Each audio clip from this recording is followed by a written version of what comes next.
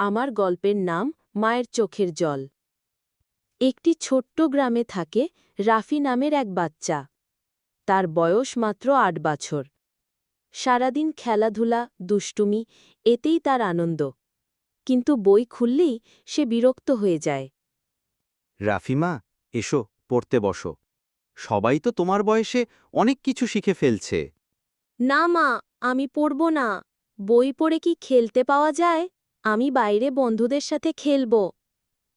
রাফি দৌড়ে বাইরে চলে গেল। মা বই হাতে নিয়ে চুপচাপ বসে রইলেন। চোখে এক ফোঁটা জল জমে উঠল, কিন্তু ছেলের সামনে কিছু বললেন না। সন্ধ্যায় রাফি ফিরে এলো। মা তাকে খাওয়ালেন, গল্প করলেন, কিন্তু পড়াশোনার কথা আর বললেন না। মনে হল মা হয়তো হাল ছেড়ে দিয়েছেন। রাত গভীর হলে হঠাৎ রাফির ঘুম ভেঙে যায়। সে দেখতে পেল মা এক কোণে প্রদীপের আলোতে চুপচাপ বসে আছেন। আমি তো পড়াশোনা করতে পারিনি, তাই এখন মানুষের ঘরে কাজ করতে হয়, কত কষ্ট সহ্য করতে হয়। যদি রাফিও পড়াশোনা না করে, তবে সেও আমার মতো কষ্ট পাবে। আমি চাই না আমার ছেলে আমার মতো হোক। দরজার আড়াল থেকে রাফি সব শুনছিল। সে জীবনে প্রথমবার দেখল তার মায়ের চোখ ভিজে আছে। তার বুকটা হু হু করে উঠল।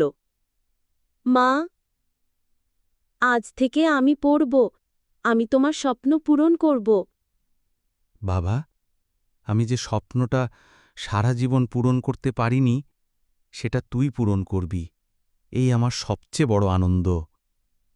কয়েক মাস পর গ্রামবাসী অবাক হয়ে দেখল, যে রাফি একসময় বই ছুঁতেও চাইত না, সেই রাফি এখন প্রতিদিন ভোরে উঠে পড়াশোনা পড়ছে।